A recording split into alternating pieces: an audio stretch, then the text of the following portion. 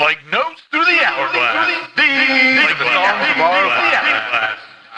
The songs.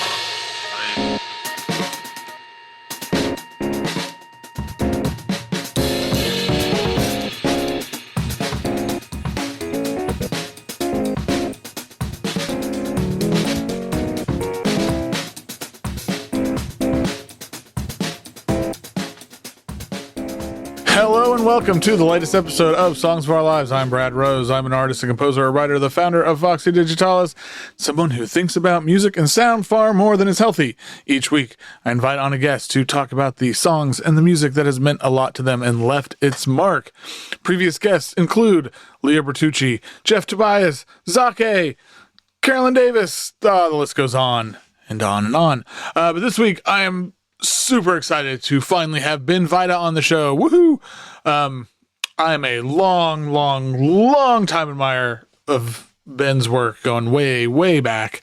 And yeah, he's got a new album out on Shelter Press called Oblivion Seekers. It's kind of it's like a follow-up, I guess would be the best way to say it, to the Beat My Head hit, also on Shelter Press, which is one of my favorite records of the last few years. This one is right up there. There's nobody around that I can think of that works with language in such a captivating way. Like this album and the Beat My Head hit, it's like from the opening moments, I am hooked and I am there, and everything that's going on around me kind of just fades away. It doesn't hurt that he like works with some of my favorite people. Namely, I want to shout out Nina Dante, friend of the show, which is, but like, and the ensemble he's got here is great. I love this music. And Ben, he's got so many cool things. Like he did that duo record with Leah Bertucci a couple years ago, and I was lucky enough to see them perform some of that here. And just, yeah, there's just so much, but the focus here was on Oblivion Seekers, and I want to keep it there because it's just really one of the most special records of 2026 so far. So, I was so excited to get Ben on the show. This conversation goes all over the place, and these are my favorite episodes, which has really been happening a lot lately. God, but where I just come away from it, like after we record, and I just feel like so good. I just feel good, and I feel excited, and just, yeah. So I hope it has a similar effect on you, and I hope you enjoy it.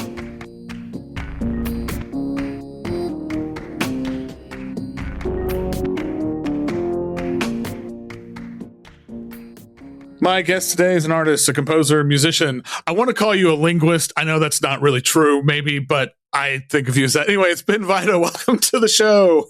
Hi, great to be here. Nobody I know I think thinks more about language than you do, and I think that's awesome. But we'll get into that. So you've got a new album, Oblivion Seekers, which is out now on Shelter Press, and it kind of is following on from the Beat My Head hit, which anybody who knows me is probably sick of me talking about that record over the last few years. So I don't know that it picks up where it leaves off, but it's in a similar mold. But you're working with some of the same collaborators, but new collaborators too this time, right? Yeah, that's correct. Nina Dante, who I've been working with for years, is doing a lot of vocals on this. But then there's a few other vocalists on there, and a different set of instrumentalists. The Beat My Head hit was made with the Yarn Wire Ensemble. Right. So I know, I'm trying to remember. You've got, is Felicia Atkinson on here? Yeah, Felicia's on it. Christina. Yep, Christina and John. Yes. And then, friends up here like Booker Stardrum and Will Epstein, who I play in a trio with called Playtime, who also has a record like coming out any minute now. Oh my gosh. Yeah. And who else? There's a bunch of people. Henry Fraser, Cleek, Matt Bowder. Oh man, I'm probably missing people, but really, like, I feel so. It was so wonderful to have like so many people be willing to jump in and participate. Yeah. It does. I'm curious, like for you, what it is about language as this sort of raw sonic material that just keeps you going, keeps pulling you back. Yeah. Well, I mean, I think like, just early on, like playing music, I played in rock and roll bands, and I've always enjoyed Sure. singing and writing lyrics, and I'm like kind of an obsessive reader. So like I have this, I mean, we all do, but I have this relationship to words and phrases, and I feel like over the last maybe 10 years, I've gotten to this thing where I start to sort of, I can almost recognize my own internal workings in the language that I'm encountering out in the world, Mm-hmm.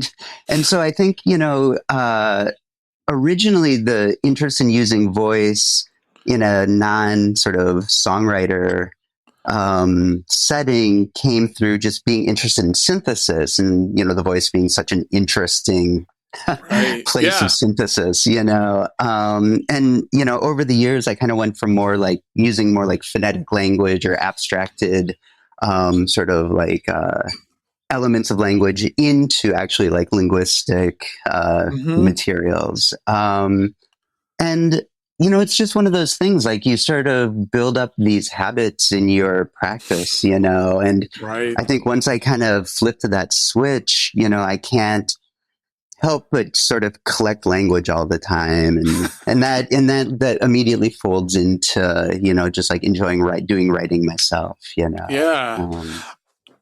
No, that's awesome. One of the things too, and the sort of like the pacing of the voices on the record, like there's this kind of this really, I don't know if neutrals are right, like reserved cadence. Like it almost feels like a mantra to me when I listen to it. Like a lot of the stuff. I'm wondering, is that something that just sort of emerges from the process, or is that a quality you're consciously working toward, or something else entirely? Yeah, I mean, I use the word neutral definitely when I'm talking with the performers. Okay. Yeah. Yeah. I guess like I don't want. I feel like I want to deliver the language in a sort of neutral, sort of almost like I don't know, like non-emoting voice. Mm-hmm. And let the kind of internal workings and rhythms of the language be the thing that maybe promotes any kind of emotions, or whatever I'm always trying to work with language in a way that isn't like too clearly narrative. I'm more like trying to seed the imagination of the listener, so people can project their own meaning onto it. I mean, I know what those lyrics mean, but that's probably a lot less interesting than what someone else might bring to it, And so by using that sort of neutral voice, I think it's a way of emphasizing, what's happening with the rhythm of the language, the things that aren't like overtly linguistic. So yeah, that's really interesting. Like I think about this is something I heard. God, it's got to be almost 30 years ago, and it was like a stand-up comedy thing. It was like an Eddie Izzard stand-up comedy thing. But she talked about how like, and this was in reference to the Star Spangled Banner, but how there's like studies that show this. And I remember many years ago, like looking up some of this stuff where it's like 60% how you sound, like 20% how you look. It's like a small portion of what you say is what people actually sort of connect or respond to.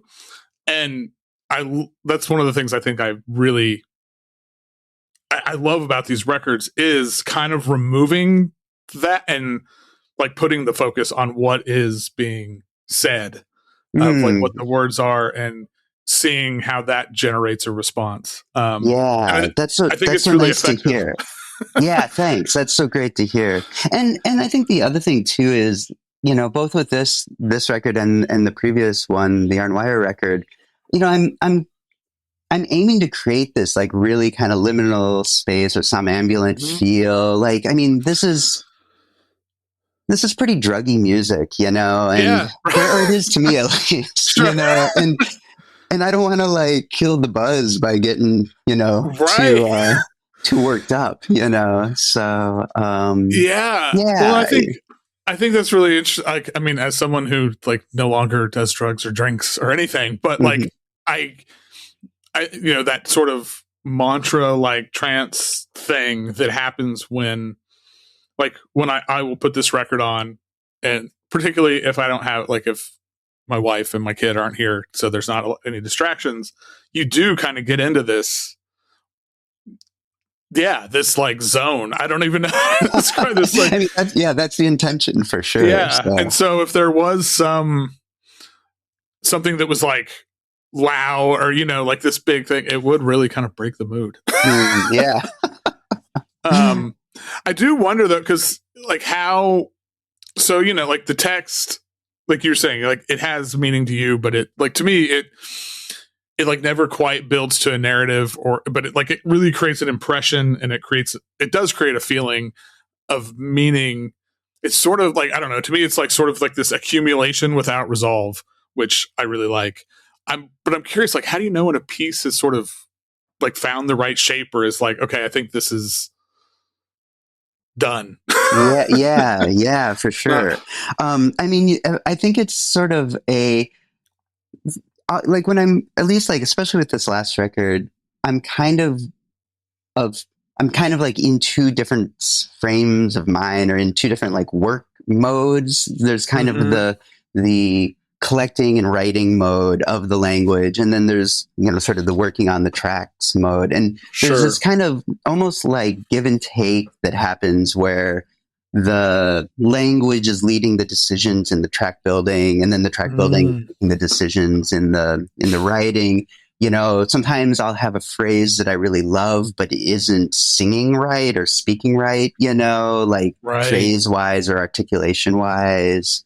And so it's really cool. Like, in a way, it becomes this sort of generative thing, where there's this kind of collaboration going between these two modes of working. And in that, I mean, just somehow it sort of tells me when it's done.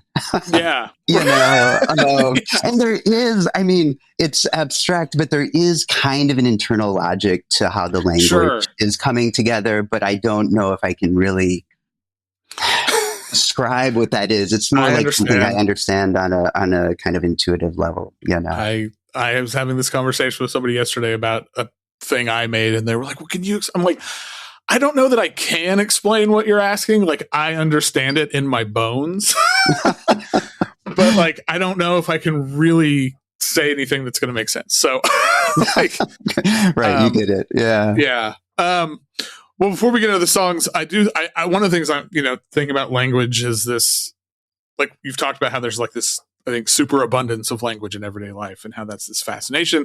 Does making this music change how you like hear the world when you step away from, making the music or thinking about the music, just like in general? Yeah, I mean, it totally does. I mean, I think of it as being very similar to like when you start like using samples in your music, and then all of a sudden your record collection is brand new because it has this different functionality, Yeah. And I think when I started working when I started working in this way, it was like all the books that I have around, and just everything, like wherever language, especially written language, but also overhearing phrases or watching a movie or whatever it might be. Like you're also you always kind of also have that sort of antenna up for a phrase that you find yourself, like you can find yourself in that phrase, like, oh yeah, that's me, kind of moment. Right. And I think that happens when I'm like thinking about sampling too. I'm like, oh yeah, that sounds like that sounds like me, Yes, absolutely. Yeah, I think about that with like field recording and stuff too. Just like, it's like once you learn to like listen for something, I don't know, I feel like it's like you can't unlearn. That's such a cool thing. And I always go back, I teach in this grad program at Brooklyn College, and one thing that I'm always kind of emphasizing when talking with the students and stuff is this idea of just always becoming a a better and better listener. Like you can always figure out more tech. You can always kind of like refine the mathematics of music or whatever it might be. But I mean, at the end of the day, and especially with like the technologies that are emerging so quickly right now, I mean, it always kind of returns to the ear. And I mean, that's true with language. That's true with anything, you know, that we're taking in that manner. And so it's like really cool to think like part of what you get, like, I like the idea of being like a virtuosic listener or something like that, you know, and that's so like personal and esoteric in a way. And then that's like really cool. Like, then that's how we get to kind of understand how one another senses, you know? Absolutely. Oh man. Yeah. Anytime I have conversations, people, you know, like, oh, talk, like, what do you do? Like, for me, it's like everything starts with listening. Like that's whatever I'm doing. That's the first step. And, I always, you know, people were like, oh, it's like, it's like, that's my superpower, I think, is I am a really good listener. Like and I've worked really hard at it and learned and continue learning. Cause there's, you know, everything is always changing. So there's always new ways to listen. It's so wonderful. And it's again, it's like what I love returning to records that I know really, really well and just listening to them from the person that I am now, you know, or the ears that I've got now, you know, and I'm just like, ooh, wow, you know, I can go back to Loveless, you know, over and over again. And like all of a sudden there's like a little melody hidden in there that I'd never heard before, you know, how many years in? You know? I know. That's oh my gosh. Like, that's like the best. It's like I've listened to this thing 1,000 times, and then you hear something else, and it's I don't know. It's magic to me. Like that is. Well. All right. Well, speaking of magic, I don't know. That's my segue. We will get into all the songs and see where this all goes. And as always, I will start with. What is the first song that you remember? Yeah, so I'm pretty sure it's called Music Box Dancer by Frank Mills. I had to look up Frank Mills. I didn't, you know, but I have this like memory, and I feel like this could be like earliest memory kind of memory of, you know, like probably being around maybe 4 or 5 and being in my neighbor Jennifer's basement and turning on, I guess, her dad and mom's stereo. It was, you know, this was, you know, this would have been like the end of the 70s, you know? And it like lighting up and this song coming on, you know, and it was, I mean, like, okay, this also might be a completely constructed memory, but I think this is it, you know, and it's, you know, and it's a very melodious, very hooky, melody, you know, or whatever. And, and that's it. But my memory of it is like,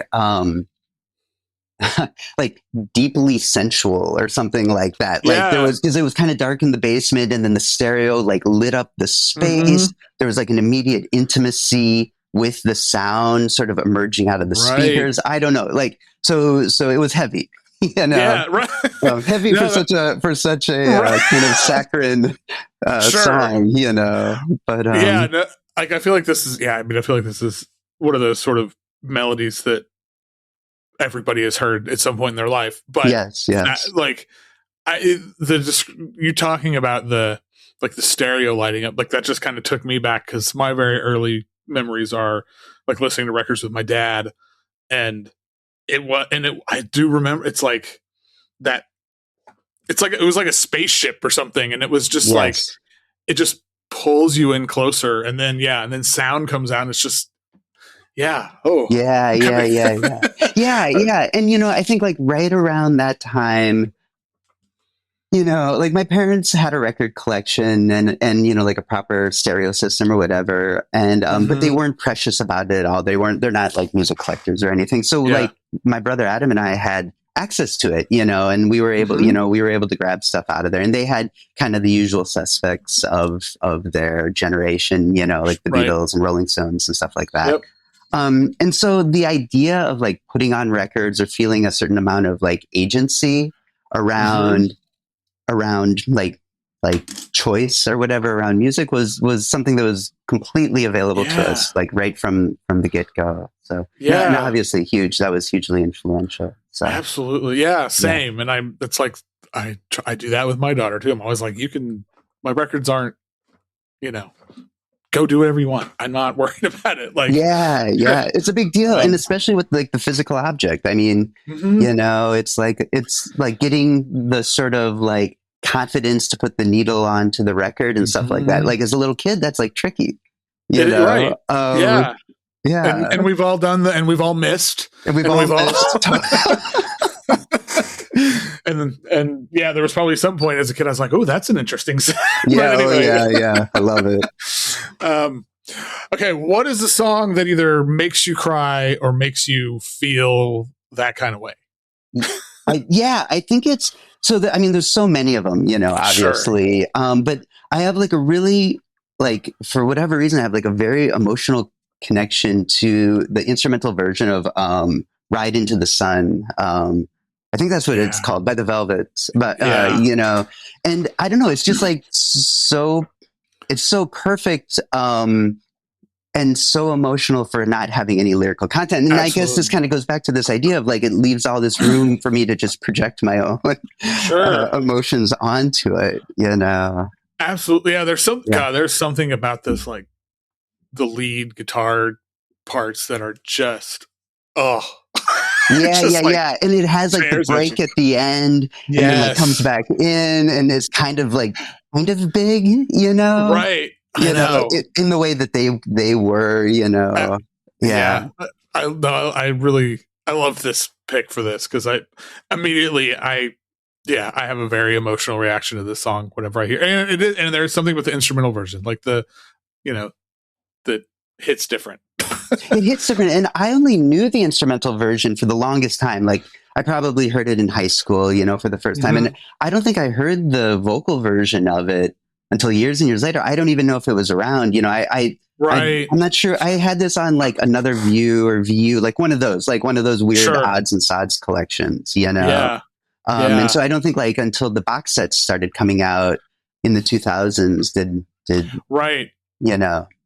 Yeah, I don't know the time, but same. I think I remember hearing the one with lyrics for the first time, and it was kind of confusing at first because I don't relate to it. Right. I love every single note that they played, obviously, but also well, on the flip side, what is a song that will put you in a better mood? Okay. Oh, I mean, I put Fortune by Mayo Thompson off of Corky's Debt. But I mean, I think it's that whole record, record it's like a perfect record. That record means, it just, like, again, that's like a total evergreen. Like I put it on, I'm always finding new stuff in it. I saw the Red Crayola, like when I was in not high school, in college, kind of the reformed group with all the Chicago guys and stuff.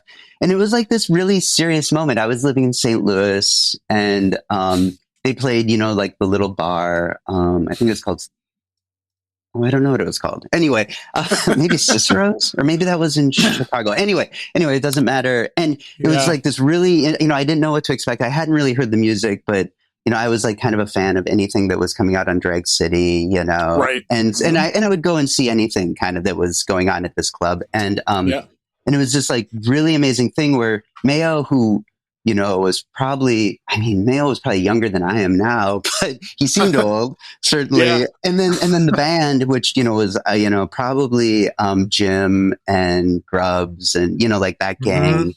And there was kind of this amazing moment where the set was going and Mayo was singing, and he had a guitar hanging around his neck, but he hadn't played it yet. And it was so dusty. It was like amazing. It was this kind of beat up electric guitar, and it had a layer of dust on it. And at one point, like maybe a third of the way into the set, he like performatively, painstakingly fingers, a chord while the rest of the band is playing and strikes it. And it's like every note is wrong. Like it is so out, and it was like a bolt out of the sky, like how brilliant and how subversive it was, and it was theater and it was comedy, and it just, I felt like I grew up like a little in that moment, Amazing. I got cooler. I got like a little cooler in that moment. So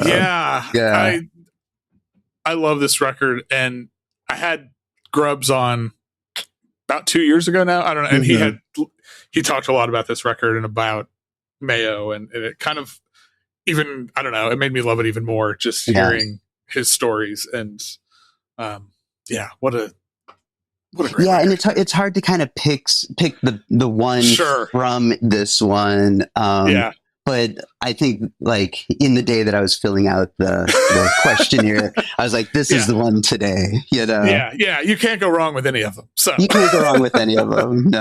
No. Okay, everybody's favorite question. What is objectively the best song of all time? I mean, I am Damo Suzuki, by the fall. This also might be the best lyrics.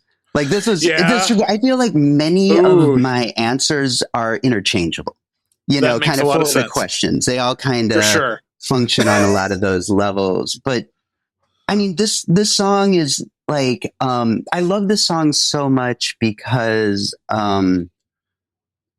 the way that the lyrics work, there's a description of what's happening in the music, and then there's sort of speaking in the voice of Damo, talking about Stockhausen. I mean, there's so many layers. It points to so many things that I love in my record collection, and it's kind of like Third Uncle. Is that what that song's called by Eno? Where it's like it had, it like a certain ratio is name checked. The 801 is name checked. Modern Lovers are name checked. Yes, right. Or the name came from there. I don't even know like the timeline of it. Yes. And this song kind of like works in that way. Plus, it's just like that. I don't know if it's the Hallelujah beat or whatever. Like the beat is one of the Jackie beats. And it's. So, like, there's so much of Marky Smith being a fan in this song. And to me, like, so much of what I love about music is being a fan, Absolutely. Like, and I think some of the people who are the most creative producers of music are also the biggest fans of it, Absolutely. I mean, of course, like, that's such an obvious statement, right, yeah. I hope, anyway. yeah. It's like, and there's a lot of love and a lot of humor like going on in this song, I think. Absolutely, I think so too, And I think, like, because this is an incredible song, and the story about how it was made. I think it was this song where there was like they kind of smashed two takes together. That, like when you read it, because it's if you think about, so for people who don't know, it's like they like one take they like the vocals, one they like the instrumentation.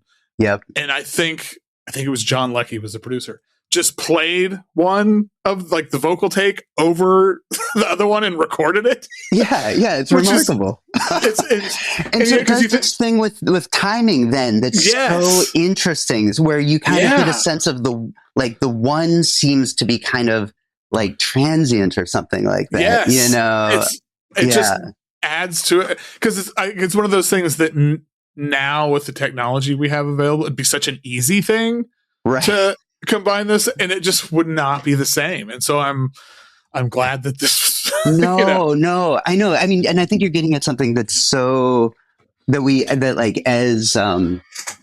fun to consider as like music producers now, and that's that we're living in by living in the realm of the DAW, we're living in a world where a process can be like 70% corrections. Like your practice can become simply that of making corrections. And this is like of an era of like where corrections weren't like baked into like how something is going to come together, And so when something needs to be figured out, there's this like third thing that comes out of it that is like intention and limitation getting smushed together, and this third thing happening, Absolutely. And then and then you end up with I am Damo Suzuki, which is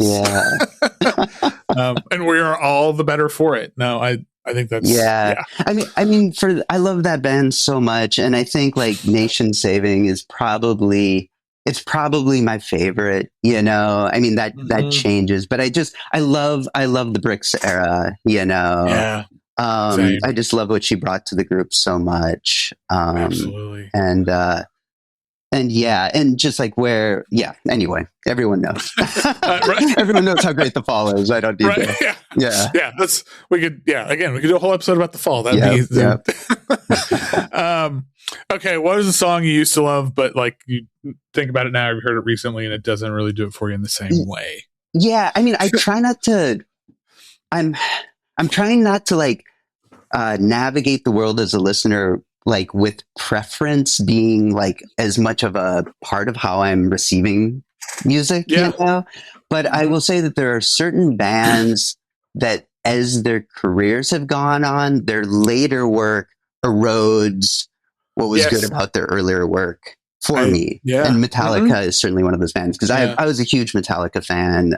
Same. I learned to play guitar, like learning to play a lot of Metallica. Yeah. You know, kind of like from the first, like everything up through Justice. And then after Justice, I was out, completely out, you know. Yeah. What was the song, like, I still think that's how I learned to finger tap, because I wanted to play the solo.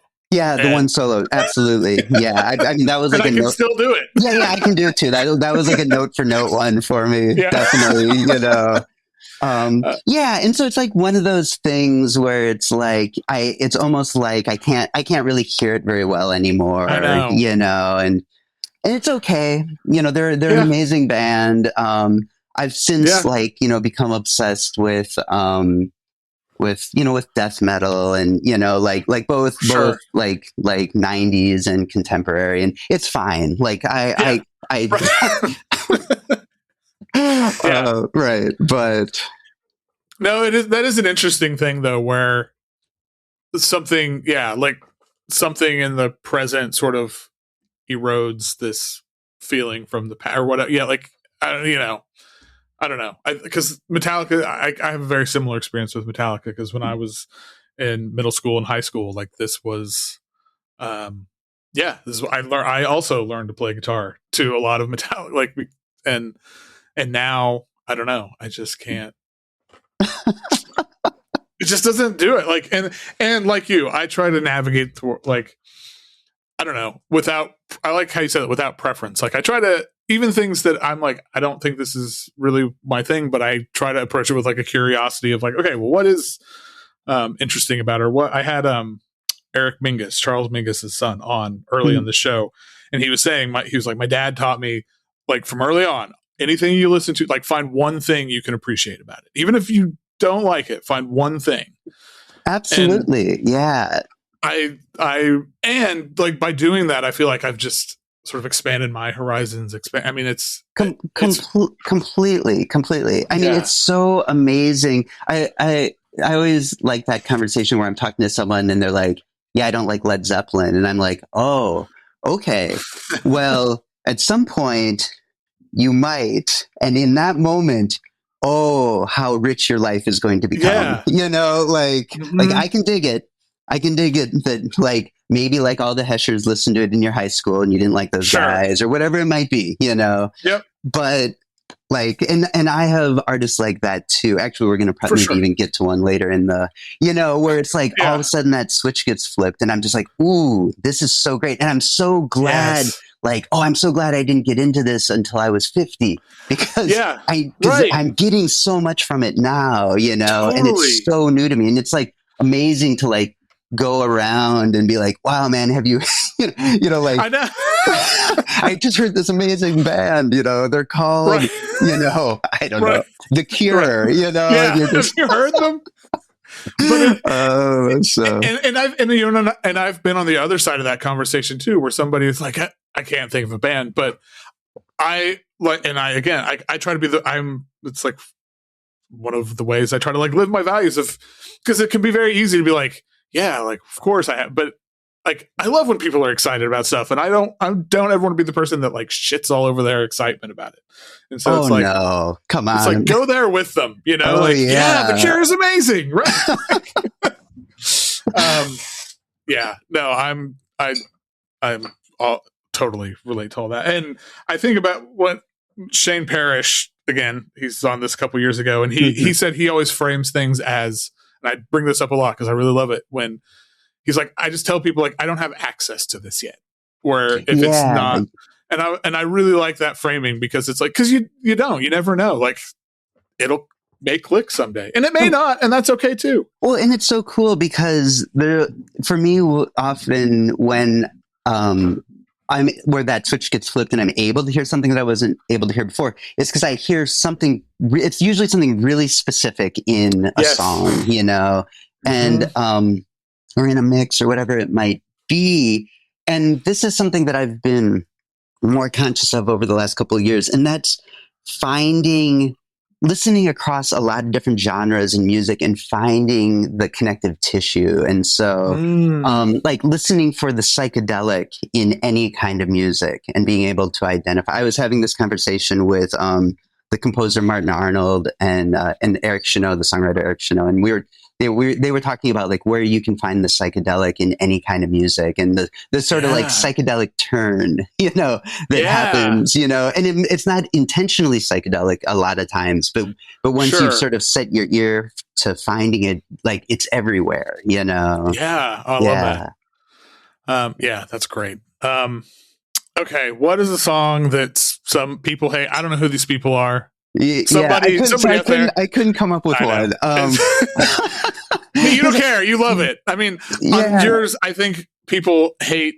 This is a good like latter era of this artist. I think made people just throw out everything because of. Right. Okay. So I don't know what people like or dislike, honestly, but I love Van Morrison. I mean, I know he's a complicated figure these days, like, you know, socially or, you know, culturally or whatever. Right. But like, and I love like 80s and early 90s Van Morrison as well. And, you know, and so I think that maybe that's something that like, I don't know, but like my friend Keen Holkamp and I were playing records at Tubby's, our local place, you know, about a month back, and I put on TV Sheets, and like someone from like way down the bar was like, you know, like they were so glad to hear it, and I'm like, right, people love this, like come on, you know, I mean, it's I think, again, I do think he elicits a lot of extreme opinions because of social opinion. Yeah. It's terrible. I mean, but this song rips. Oh, it's so great. And I think it's Eric Gale playing lead guitar in it. That the guitar playing. This is a record I've been listening to since I was like in junior high. Like I think the guitar playing on this record has influenced me more than. As much as like Lou Reed's guitar playing or you know, Greg Ginn or anyone, you know. Well, and TB Sheets is one of the just like filthy harmonica on it, right? Like There's something. God. It's like the whole band, the extraordinarily loud, out of time tambourine playing. I mean, this is a messed up record, you know, and bummed. It's so bummed out, you know. It's so brilliant. I mean, but I also like what you're saying about like later in career stuff too. Like, you know, I think when you're younger and you're getting this stuff, and especially, I mean, this era maybe has kind of passed, but there used to be kind of that record store clerk mentality of like, nothing after 76 for this band, man. Kind of, you know, and then like you get older and all of a sudden you're like, well, what's a, I don't even know. I can't think of, you know, so-and-so's record when they were, you know, 40 years old, or when they were, you know, and it's like all of a sudden it opens up, or like when like artists from the 60s and early 70s become victims of the production of the 80s and 90s. You know, I feel like Leonard Cohen's a great example of this, you know, not a victim of, but, you know, and now I just hear all of that it all seems so brilliant to me. And in a way, absolutely. like sometimes the later work means more to me because the artist is so themselves in it, you know, and I think that's I mean, when I was a teenager and yeah, it's like the record store song, but this, like, I was being educated, quote unquote, on jazz. Right. yeah, And like, right. and someone's like, oh, don't, post whatever, like miles, don't go past this. And like, that was kind of ingrained in my head for a long time where it was like late miles, and now I'm like, 80s miles is insane in the best way. I love You're Under Arrest. That Miles. Yes. That is a weird. I love the covers on it, the Cyndi Lauper cover and stuff. It's really beautiful, and the Michael Jackson cover is so great. Totally. Yeah. And I think that happens a lot, and I don't know. Yeah, I hadn't thought of that, of like, as I have gotten older, like I do think I have an interest in it. Has sort of changed my perspective maybe on, oh well, yeah, what were they doing when they were my age? Like, and they weren't. I've always understood that, or not always, but for longer now, I've understood that through literature, and it's like so great to read a book by someone who's the same age as you when they were writing it, even if it, the book is 60 years old or whatever, Sure, right? Because you've lived like that those number of days, and they all matter, and so it's great. And obviously, whenever we can like reduce prejudice in, for sure. Yeah. So absolutely. Yeah. Okay. What's the most romantic song?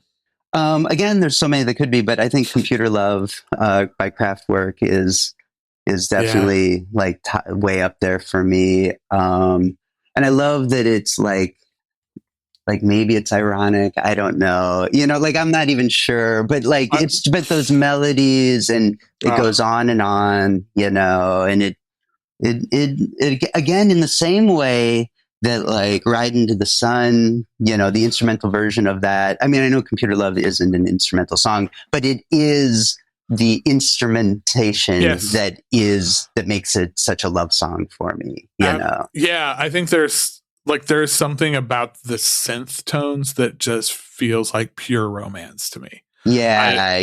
It's like warm, pure romance. And, beautiful. Yeah. And I mean, the New Romantics really came out of it.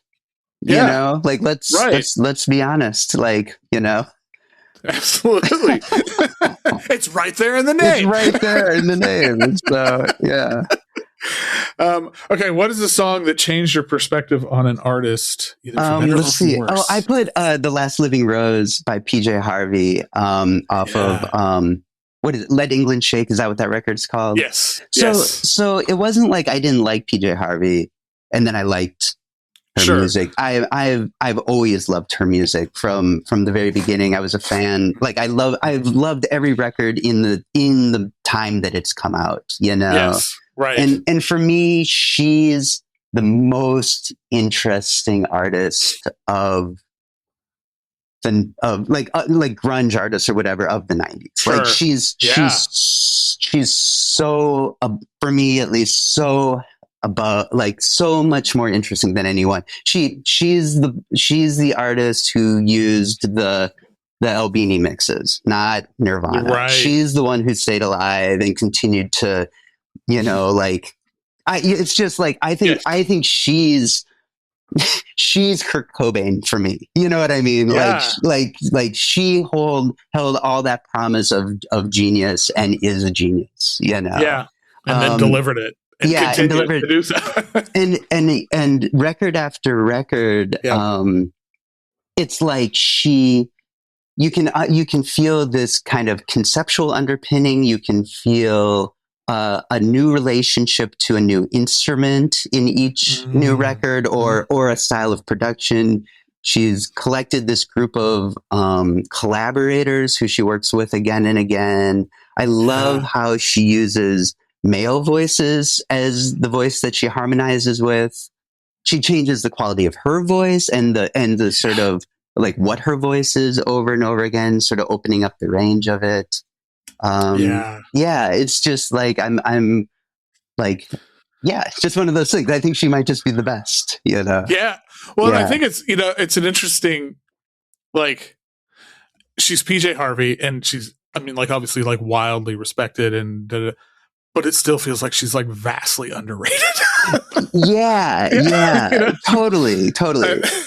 Yeah. And I think that, but I think she's a hugely popular musician's musician, I think. Yeah. You I know, think so. like, I think because she had that moment of mainstream success with Rid of Me and maybe the record that followed, you know, it like sort of created this, whatever it is, like whatever that happens. I don't, she's, you know, where like you kind of like, you hit a level as an artist, and then you can, I don't think it's not like she's maintained that in the public's eye, but it has like held her career, I think, you know. I think so, yeah. And allowed for all of these iterations of it, you know. So yeah, man. Yeah, and supposedly she's like working on a new album, so that it's so great. I can't wait. Yeah. I love that she makes this work too, where it's like, I'll sometimes hear a new record by her and it won't hit my ear right. And I'll be like, well, it's not her, it's me. You know, like I'm gonna like, I own the object. I bought the record, and I'm gonna come back to it. You know, and it's gonna like, it might be like another year until I'm in with this one, but that's on me. So, yeah. All right. Well, obviously, language and lyrics are a thing that are important to you. Yeah. I think I can assume. Yeah. So, what are your favorite lyrics, or some of your favorite lyrics? Because I'm sure it's impossible to pick. Yeah, it's impossible to pick, right? And I think I was, you know, I wanted to like maybe like pick like a Red Crayola song for this, like a Mayo song, or maybe a Pet Shop Boys. I almost put Being Boring. I think that's an amazing, I think those lyrics are amazing. They deal with like the AIDS crisis. They deal with so much, you know, and they speak to sort of the secret language of creative people, you know, like throughout the eras and stuff like that. I mean, they're so beautiful, but you know, Leonard Cohen, like, you know, I don't know if you know, but he's pretty good. And I think I've heard of him. Yeah, but I wanted to pick The Future by him. I love these lyrics. I love how tough they are. I love how much empathy is in them. I love how truthful they are, but also so humorous. I mean, how he delivers them are amazing. I karaoke'd this song once, and it was very upsetting to the group of people I was with, who were quite a bit younger than me. And I felt like that was all speaking to the strength of how fucking badass these lyrics. And he's, you know, obviously he's someone who's got record after record after record of amazing lyrics, but for some reason, this one, and the era it came out in, again, like such a record of its moment, you know, by someone who had been so good at making records of his moment again and again, all through, you know, each decade of his life. Absolutely. Yeah.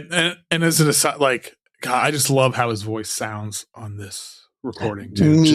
Me too. He's like, I don't think he's like opened up the range. It's just like this, like the sort of like overtones of his voice, of like he's like activating something slightly different. Maybe it's moved slightly down into his chest a little bit or something. You know? But I think it heightens the sort of power of those words. Absolutely. Yeah, I'm shocked that he doesn't get picked more for this question. So maybe it's too obvious, you know. I mean, that may be, and that could be it, because, you know, there is a handful of people where it's like, yeah, you could pick any of 50 songs of theirs and you could say, I don't mind being on the nose, though. You know what I mean?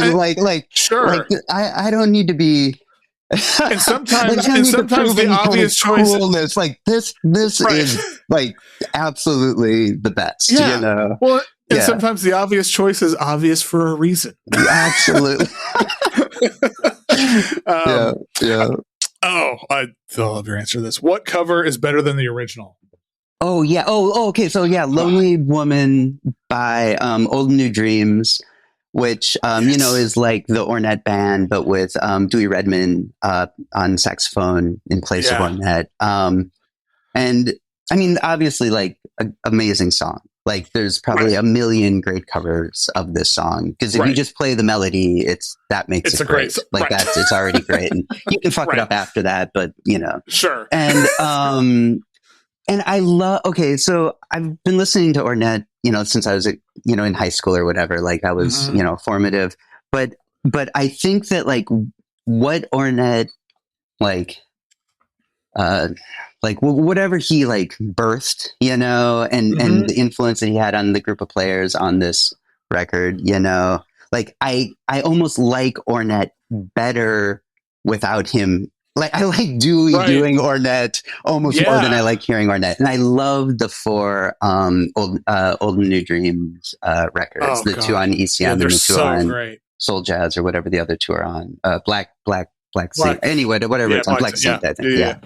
I love where Don Cherry is at this point. Like he's it's been bebop, it's been Ornette, it's been Los Angeles, it's been New York, it's been the ashram, it's been Scandinavia, it's been Belgium, it's all that. Now he's back, and it's the end of the 70s, early 80s. He's co-leading this group with his earliest collaborators. Ed Blackwell and Charlie Hayden. As a rhythm section is my favorite jazz rhythm section of all time. I think Ed Blackwell's probably my favorite drummer to ever live. So. He's mine too, and I feel like I've learned how to hear music from New Orleans. Like I've only in the last year have I become a insane obsessive fan of a certain era of Dr. John's music. Oh, interesting. And I feel like I understand the sound of music coming out of New Orleans through the lens of Ed Blackwell's drumming. And so, there's a couple of Dr. John records that I almost put on this list that I'm just like, like I can't stop listening to them. They're so amazing. Oh, okay. You'll have to tell me which ones, because I want to. Take that journey. It's Right Time, Right Place, and then the one right after that has like a really hard to remember. Or a weird name. It's called like Absolutely Bonnaroo or something like that. Oh, Desitively Bonnaroo. Oh, wow. Okay. Amazing record. Amazing record. The backup singing. It's an amazing name, too. Amazing name. And the backup vocals are out of this world. Okay. I'm very excited to. Okay. This is going on my listening for the rest of the week, which I guess is Thursday. Highly recommended. But yeah, those Old New Dreams records, if people listening to this haven't heard them, they are incredible. And and like we were talking about like being able to hear something and like it's sometimes taking time. That was my relationship to the ECM records. And I remember, and like not like Conference of the Birds, like that was a record that I listened to as in high school and continued to love, Sure. But like hearing like the Derek Bailey, Dave Holland record on ECM and thinking like, oh, this is too produced. I much prefer the, like the Inca records or kind of having this prejudice against the production and stuff. And then years and years later, actually through like some of my grad students and their obsession with those records and not only like the music, but the sound of those records, going back to them and being like, oh, no, these are very, very good. And all of a sudden, like being able to put on like a Pat Metheny record and being like, I'm here. Like I'm really here with this. Opens up this whole new world. It's amazing. And so those the two Old New Dreams records that are on ECM are like especially vivid. Yes. Yeah. Incredible. Okay, what is the best hype song? Okay, well, it's every song on the first US Maple record are the ultimate. And I put Letter to ZZ Top, but yeah, it could be any of them. And I was thinking about why are these hype songs? And I think that Okay, hype is the anticipation before the moment, you know? You know, it's like you're getting hyped because something is going to happen. And US Maple is the band that mastered anticipation, you know, and holding anticipation, you know.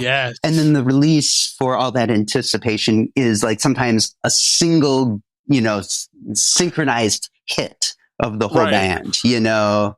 And I mean, they were, you know, like I was saying, like the best last rock and roll band on earth, you know? Absolutely. Yeah.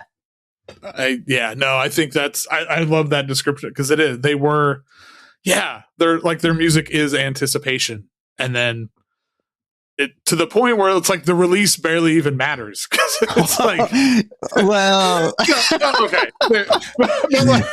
Yeah. Or it's the reward for going through it in a way, I guess. But I'm never not gonna think this is the best band. I mean, they really are out of this world. And I think again, I saw them in St. Louis, like as I was probably like 19 or something like that, 20. I don't know how the timeline exactly works out, but it was kind of like one of these things where it was a before and after moment for me, for sure. You know? Yeah. So, yeah. God. What a great band. Yeah. All right. Last two questions. What is the song that means the most to you? Not necessarily the song itself, because of you associate it with something or someone or experience, etc. Yeah, it's "You Don't Know Me" by Caetano Veloso. I think that's off of Tranza. But you know, it's like that era. It's that run of records from like 69 to like 71 or 72. And I mean, I think in a way it's like maybe just all of those records is also the answer to this, or everything up through like Joya. That's maybe my favorite of his records. I don't know if that's how you pronounce it, but yeah, but those records mean so much to me, and that song means so much. I mean, that's one that I think I originally had as the best lyrics, because the lyrics are out of this. I mean, they're so amazing. This is also one that could be a song that makes me cry. This could be, I mean, this one is like, this could be the answer to like half of the questions, you know? Right. Objectively best song ever, maybe. Best song ever. I think I had it there for one moment as well, and I shuffled these around. Sure. And but I think one of the reasons it means so much to me is because I heard his music for the first time while I was working at Dusty Grooves in Chicago. It's a job that I got through a friend right when they were opening their kind of brick and mortar shop, and working there was a huge, I mean, it had such a huge effect on my life. And I became such a more expansive listener. I started to learn how to love so many more kinds of music. I was the mail clerk there. You know, I packed up I was in packaging, and it was like an open, you know, it was just like, we just had a stereo that was on, you know, and next to me was, Chris Conley, from, Revolting Cocks and, Ministry, who's a good friend of mine. And he, you know, he's a little bit older than me, and he's such a brilliant, he's a brilliant musician, but he's also such a brilliant sort of like historian of rock and roll and music in general. And so we would listen to music, and we would talk about it. And every day at that job was an education, you know. And I think anyone who worked at record stores in their 20s will tell you the exact same tale. That's amazing. You know, and obviously there's, you know, inevitably a soundtrack that goes along with that. And Caetano Veloso was kind of a big deal. And one thing that was happening at this moment is, I mean, we take it for granted now, but none of this Brazilian music from this era was like around, like easy to get. And actually a lot of it, I don't think was even that well known. And so like, I don't know if we were getting like gray market versions of these, but we were getting these like directly from Brazil. Interesting. You know, Oh, I mean, wow. it was like really wild when one of the Gal Costas finally kind of came into the shop, and it was Right. like a celebration. And Rick, who owns Dusty Groove, That's- opened up the box and gave us each a copy of it. I mean, Oh, that's incredible. yeah, because Wow. it was such a big deal that this music was getting out there further now, and anyone could get a hold of it, not just like this collector, you know, head. So Right. yeah. Wow. That's amazing. Yeah, I mean, it's hard to imagine like that now that everything is streaming, Sure, you know. But it was really, you know, it was like something had been freed, you know. Yeah, it was back out in the wild, or like an extinct species had been discovered and was, you know, now populating the planet again. I mean, yeah, it was trying to explain that to my kid. It's like, no, you would go and you would go to the store and you wouldn't know what you were going to find. You would see stuff and you had no idea what it was, but the cover looked interesting, and you were just like, okay, I'm gonna invest. Yeah, and it was, you know, you'd spent $15-$20 on a CD or a record, so it was like, I'm gonna listen to this over and over because I don't have the money to buy anything else for a while, and so it's like, I want to know this. And that journey of like buying something, maybe talking to someone behind the counter, maybe reading the write up. Yeah, I mean, I love the people who would do the write ups for other and Dusty and like all Reckless, like all these places, you know, and that journey of getting something home.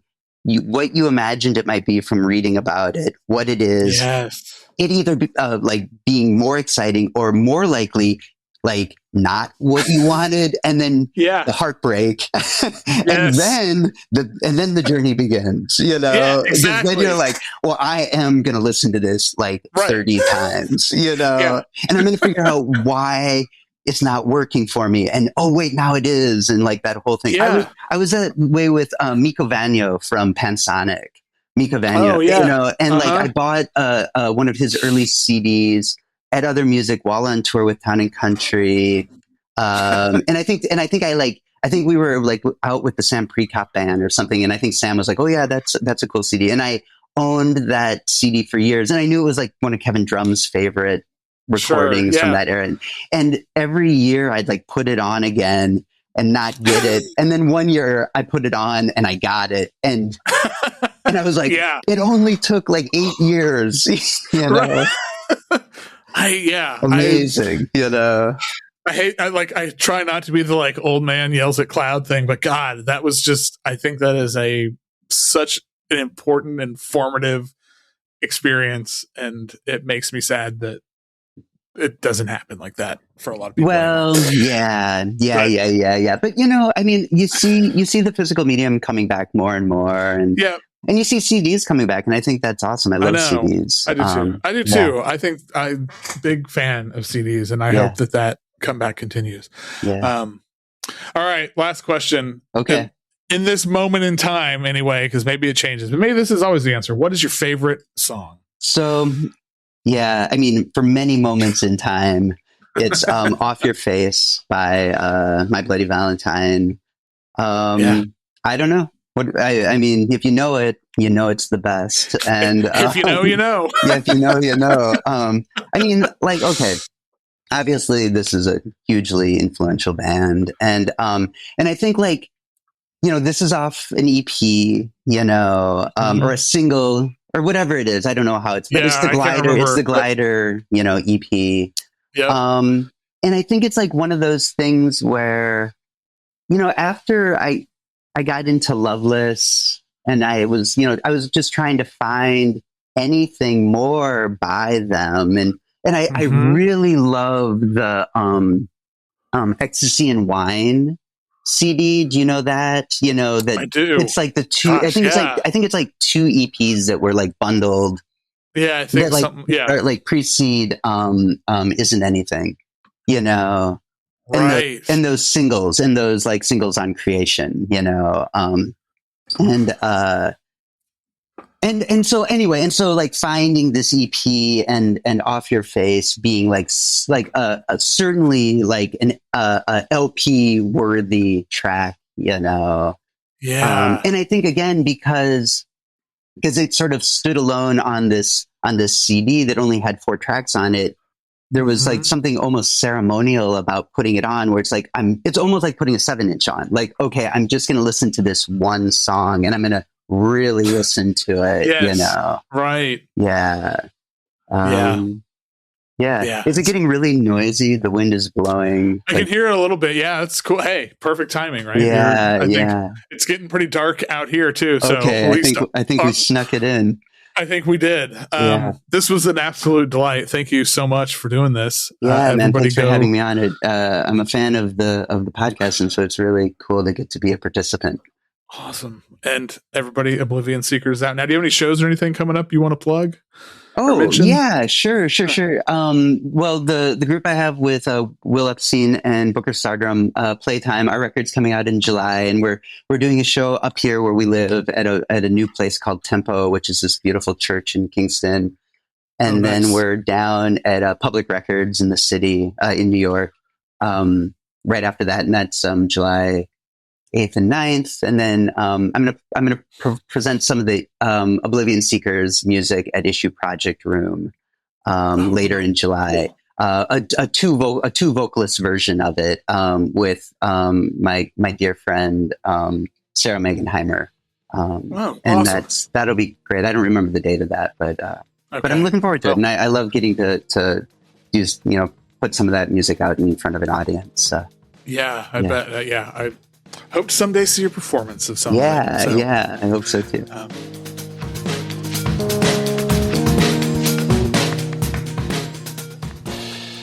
Once again, thank you a million times. Thank you to Ben Vida.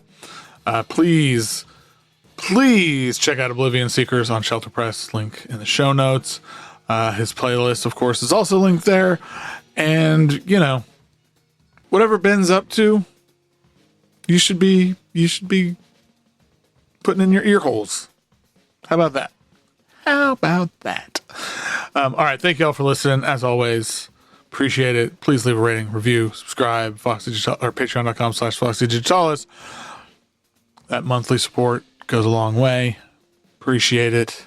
Everybody who's signed up, y'all are the best. Until next time, keep on listening to whatever the hell you want.